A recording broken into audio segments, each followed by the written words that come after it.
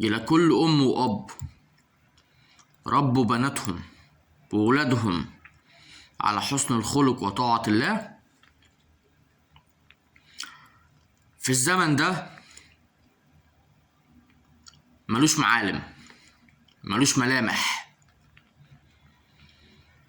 نازلة بنتك نازلة الجامعة، روحي معاها وصليها، أو روح معاها يا أبوها وصلها، أو يا أخوها وصلها، وروح خدها من الجامعة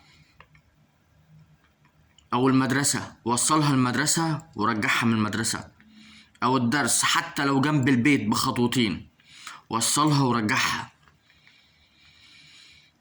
ما نضمنش هيحصل ايه. واحدة عندها 14 سنة نزلت راحت الدرس، رجعت لقوها بعد 31 يوم جثة في ترعة الإسماعيلية. يعني هتقولوا الشرطة مقصرة؟ لا، الشرطة مش مقصرة، الشرطة عاملة اللي عليها بزيادة، مطحونة بمعنى كلمة مطحونة. من فضلكم اهتموا بولادكم شوية، من فضلكم كفاية كده.